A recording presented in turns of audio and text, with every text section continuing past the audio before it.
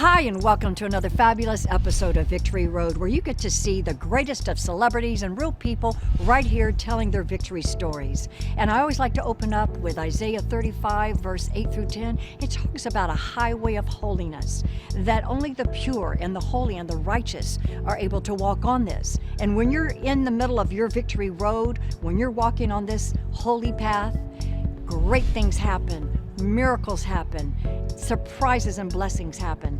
So let's just take a look, come on in and listen to our fabulous, wonderful guest and their next victory story. You're going to be blessed. Victory Road. Everybody has a story to tell.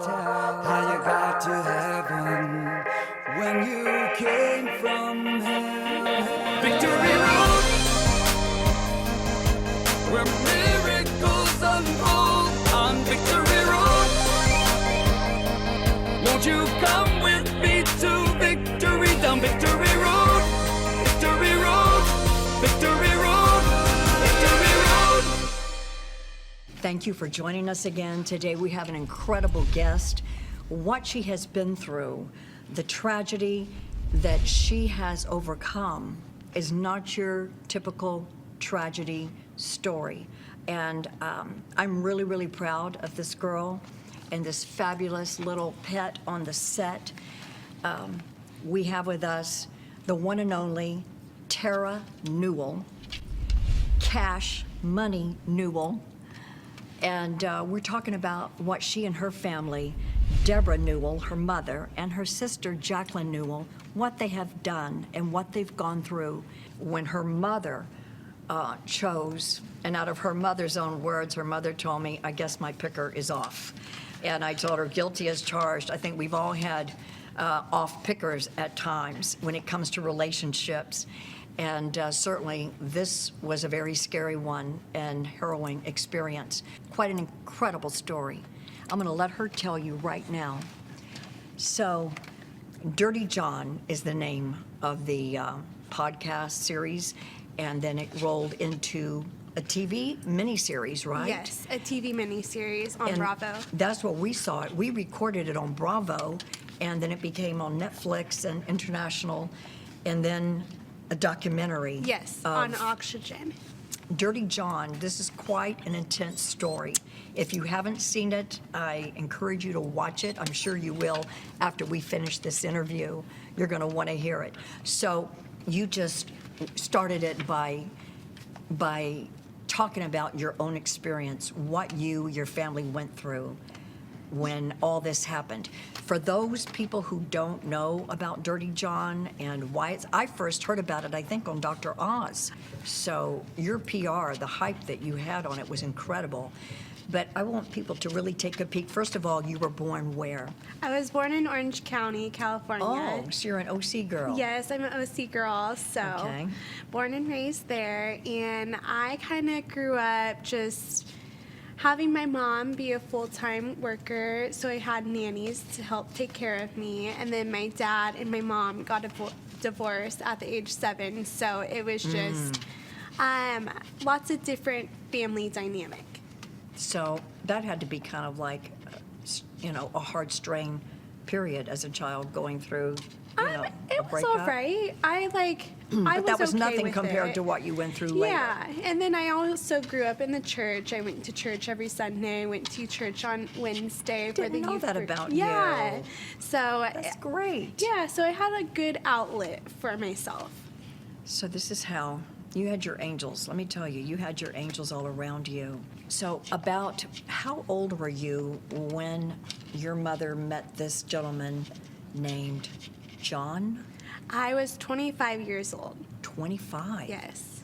Do you want to tell them a brief scenario, your story? Okay, so I was in an attack. My stepdad came after me. He was a con artist. He just conned so many women. He was able to just dig his claws and convince these women that he was such a great guy.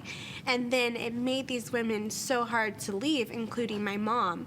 So my mom actually left him twice. Oh, she Yes, did. and the second time he ended up coming after me, and he stabbed me in my parking garage, and he tried to kill me, and I was able to defend myself in the attack with cash, and I was able to survive. Because that's just crazy. She told you, what, an 8-part series in about 5 seconds what really happened. But I'm telling you, all the details, what they went through, the struggles, how this man came in on the scene. He actually kind of stalked your mother. He found her on the dating line or something. Yeah. And then he realized that, I guess she was not only gorgeous, your whole family's beautiful. Oh, thank but you. he saw dollar signs too. And, you know, from what I saw and what I watched and heard, that he started grooming your mother. Yes. And this is what happens to a lot of young women who are not aware of the signs of, they're very sadistic. These what was he diagnosed? A psychopath? Psychopath. Psychopath. Mm-hmm. Okay, can you explain the difference to the audience? Do you know the difference between psychopath and sociopath? I just know that psychopaths are more likely to kill you, and they have a lack of empathy, but so do a lot of like sociopaths and narcissists. They have that lack of empathy, and they don't have normal social skills. Yeah, so you can kind of see it. At first, they come off very charming, Yes. right? And they know all the right words and everything, and they just want to be your best friend and do everything for you. and Yes. Just your hero. They can do everything. Yes, And a you lot go, of- wow, this is what I've dreamed of my whole life, right? Yes. Well, a lot of them will use this tactic called love bombing. Love bombing? Yes, love bombing. So they'll like basically give you roses, like shower you with love. Yes. And so you feel like, oh my gosh, like he might be my Prince Charming. And then until you're able to step out of it, which they don't really give you a chance to do when they're love bombing you. They're because just showering you with the gifts, the charm, and Yeah, and they're constantly there. So you're not able to really take a step out of this and be like, is something off with this? wow. So that's where you're drawn in, because who doesn't like all the fancy Yeah. charm, the romance songs, the flowers, the gifts, the trips, whatever, and to be, you know, told you're wonderful and beautiful every day, and you go, my goodness, this is just like too good to be true, and usually it is.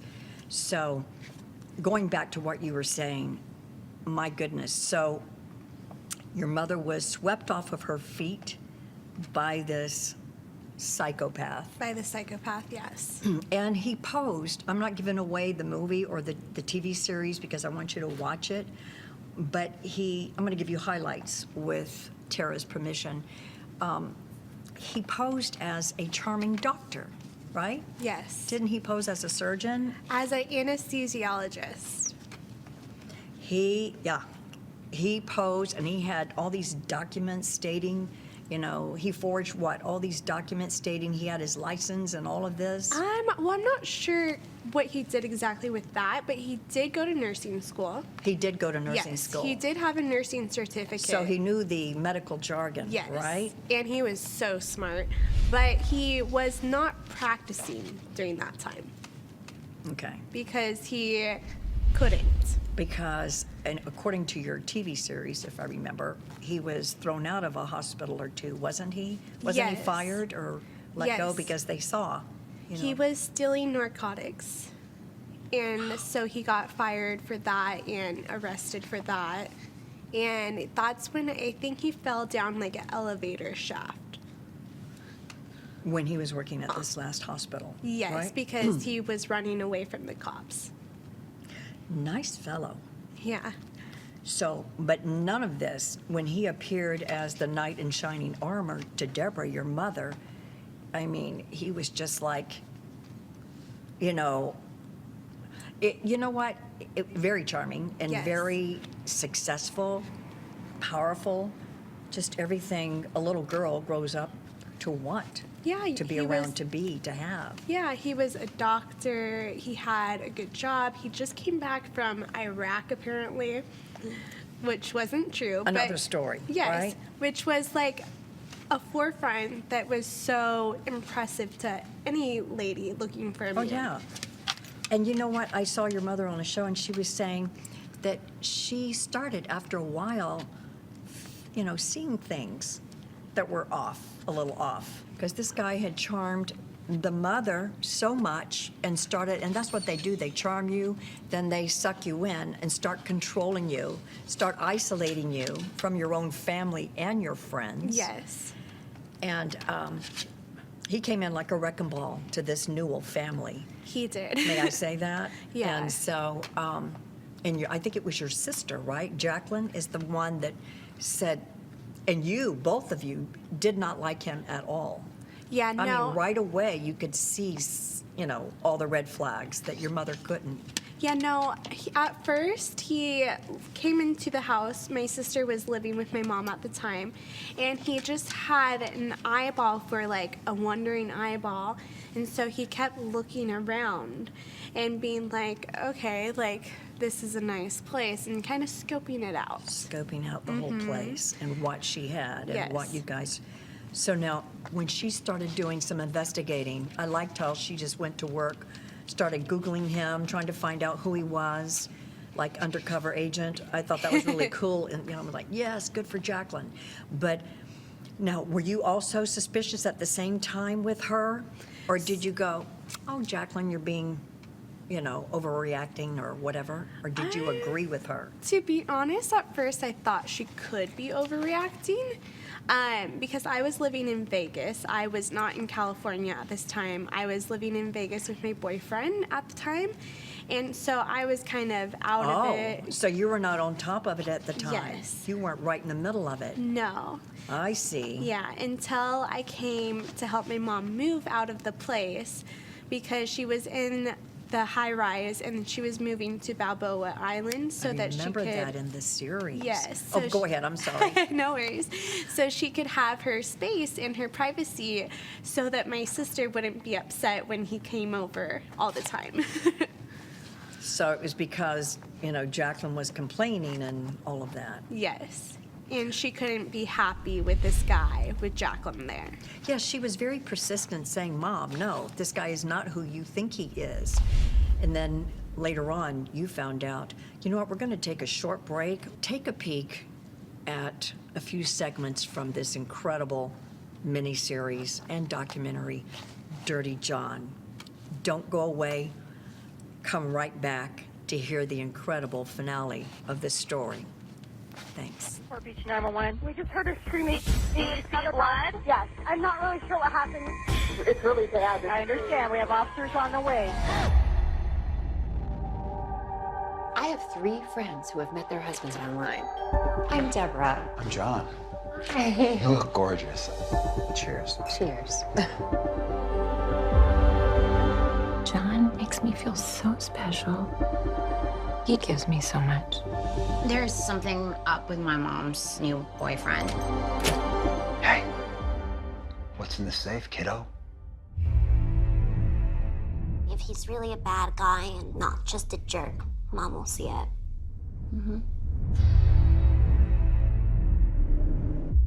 But what if she doesn't see it? We're having a good time, and I just don't want it to end.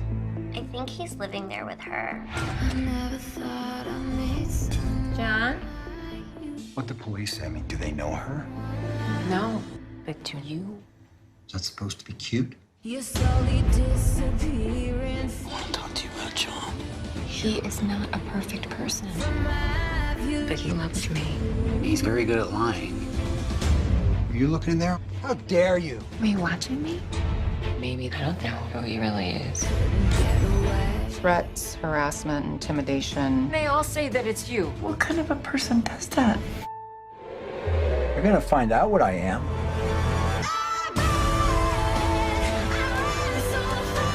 You should enjoy the time left. That's what's gonna come down to. Only you know if you're really ready for what might happen. What do you mean? What might happen? Whatever happens between us, remember, I love you.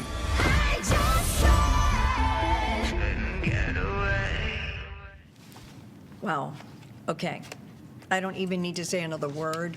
You kind of sort of get the idea now what this beautiful girl has gone through. And little Cash, I mean, he was in there fighting hard for his mommy.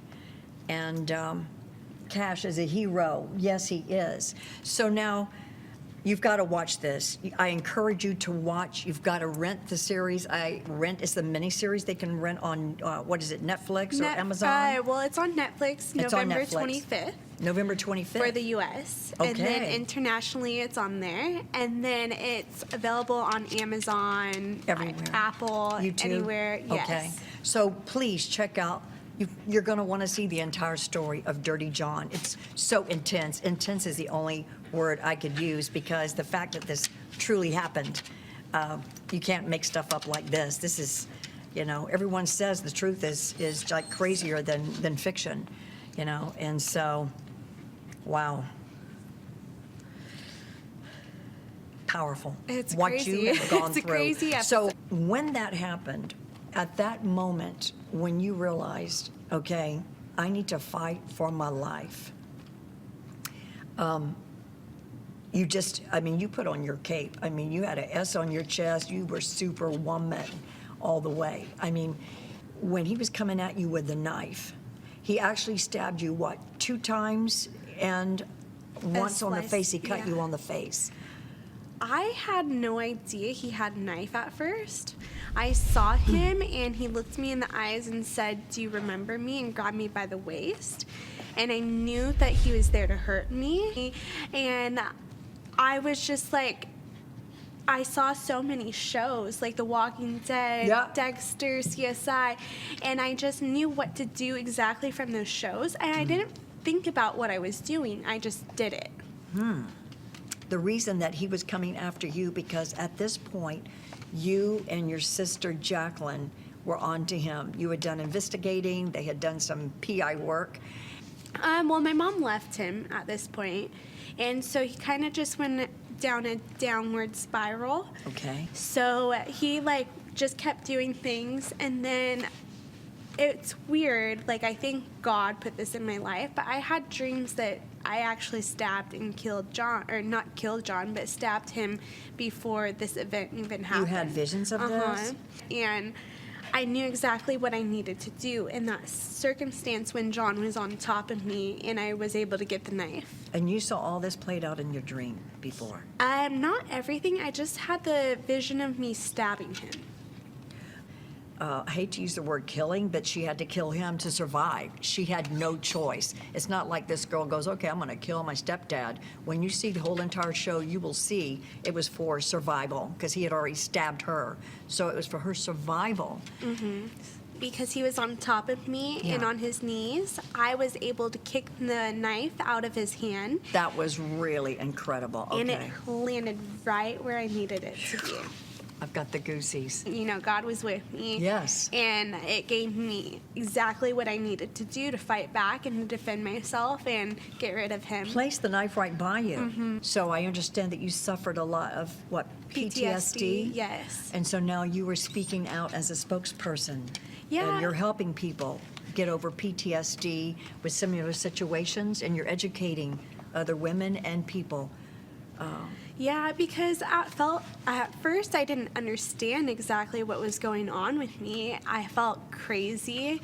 I've lost some friends because they couldn't handle or be there to support or really understand what I was going through. Anxiety and mood swings Yeah. can happen with PTSD. Like out of nowhere, it can get triggered. Yes, and it kind of gets mistaken sometimes for borderline because you feel like there's something wrong with you, but you can't control it.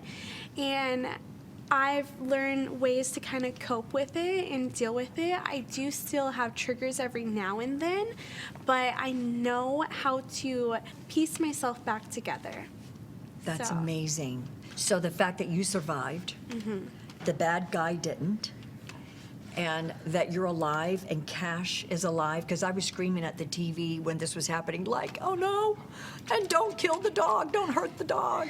I was so concerned that he was going to turn around just for just to be mean and hurt Cash. Yeah, no, afterwards I was like, did he hurt Cash? Did he do something Yeah. to Cash? But Like, he was only wanting to get me. He was just wanting to get you. Mm-hmm. And it's weird, but John actually did like animals. He did. Yes. So, you know what? And that's the nicest thing about him, I should say, right? Well, I think the nicest thing about him is that he brought in 2 daughters. So I think that they're wonderful and amazing, and that's the best thing to come out of that. So you are friends with his 2 daughters? Yes. I think that's wonderful. God does work in mysterious ways because from his first wife, Yes. he had these 2 wonderful daughters, and that now you guys are, you know, Connected. friends. And friends and through all family, of this. basically. That's amazing. And I saw that, you know, you have a lot of similar stories to share, but I mean, not what you went through, but Yeah. they probably saw a lot as well as their Yes. mother. We're glad that you survived. Thank you. Me And that too. you're thriving. Please tell us how we can, he probably wants to get down. Do you want to get down, Cash? Do you want to get down? He can sit down. He wants to sit down on the floor. He's tired of being up. He can just lie down with you. There you go. He's tired of sitting up. He just wants to be Cash, sit. by next to mommy. So can you tell everybody what your podcast is all about and how to find you? Okay, so it's available on iTunes, any podcast outlet, but it's about dating. There's a segment called Dirty Dates that we talk about bad or funny or horrible dates and just kind of pick out some of the red flags in that. And then also That sounds fun, Yeah. actually. And then some people come on that don't want to share dirty dates, that tell us a great story about something they went through to hopefully help someone in that aspect. Like we had an So it's addict. educational. Yeah, so we had an addict come on and he explained his recovery and stuff. Some of the red flags, do we have a minute to go over a few red flags? You covered, thank you, you covered one right away when Yes. they come on like you said, love bombing. Yes, You know, charming. overwhelmingly too much. Yes. I mean, like it's too one thing to smooth. have, too smooth, like too cool for school, right? Yeah, yes. real smooth. Okay, and then what is another? Can you give our viewing audience, can you tell them a few more red flags to look for? Because all these girls, you know, they need to know this for their future, what to Yes. look out for. Well, not looking people in the eyes, not having normal social skills, not having a great relationship with their family or friends. If they don't have any friends, there's obviously something wrong with them. Thank you. That's a big red flag right there. Go ahead. I'm sorry. Oh, didn't mean and to that's interrupt. really all the ones that are general. Yeah. Other than that, it's just looking out for if your friends have a feeling about him, unless your friend's crazy, you know, listen to your friends. And family members too, right? Mhm. Yes, family members also. Anyway, you have just been a jewel to talk with, to share. I want to keep picking her brains, but the clock is saying we've got to cut. I know, they're telling me cut. But the red flags, now you know, you've got a few, and now you've got to listen to Time Out with Tara to get more pointers, and even how to be, you know, you teach them, you know, how to be defensive as well, to be on guard. And Yes. so anything else? How else can they reach you? I'm on Instagram. I mostly respond to my Instagram messages over Okay. Facebook and emails. Okay, yeah. It's Terra Newell, TerraNewell, and you could just click and find me there. And I also Facebook and Instagram? Yes, and then I also have a website, terranewell.com, and if you're interested in EMDR therapy or interested in hearing more about PTSD, I have some video vlogs on there. That's amazing.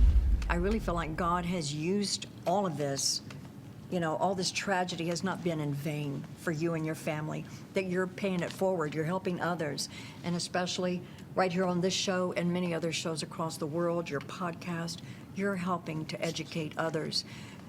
Do you agree with that? I mean, do you feel like God has just gifted you with something special out of this tragedy?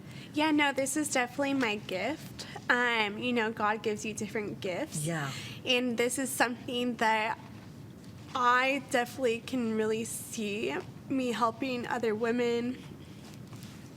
Me helping other women and moving forward, that it's saved so many lives already. Wow, really? And, yeah. You're getting reports from all over the world, aren't you, that you've helped them?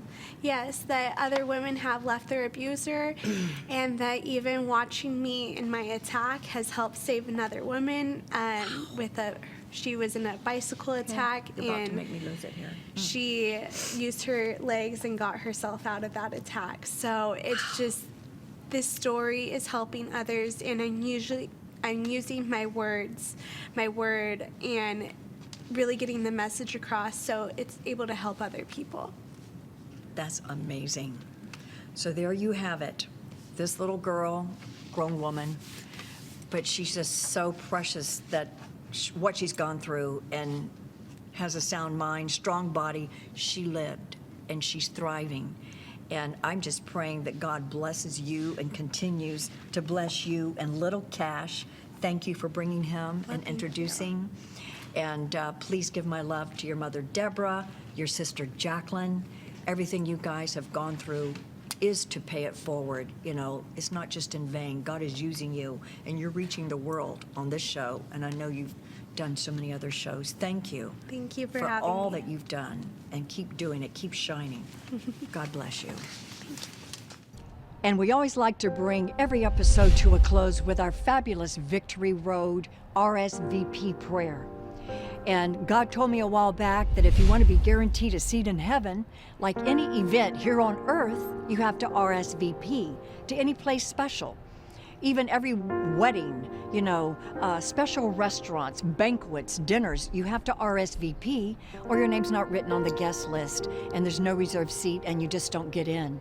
So if you're not sure that your name is in God's big book in heaven, just say a prayer with me. Let's call God and RSVP your invite to heaven right now. Please pray with me. Heavenly Father, in Jesus' name, I come to you a sinner. And I ask you to forgive me of all my sins, as I forgive all those who sin against me. I believe that Jesus is the Christ, the Son of the living God, who died for me and arose for me so that I can spend eternity with you. Please put my name in your book and reserve me a seat as I follow you all the days of my life. Thank you, Lord. In Jesus' name, amen. If you prayed that prayer for the first time, we'd sure love to hear from you. You'll see the info on the screen, leadbenton.org. Contact us, let us know what you think of the show, and we really, really appreciate your support. Any donations at all that you can send, you see the information on the screen to help us keep this wonderful show on the air and spreading the good news and victory stories across the world. Thank you, and God bless you.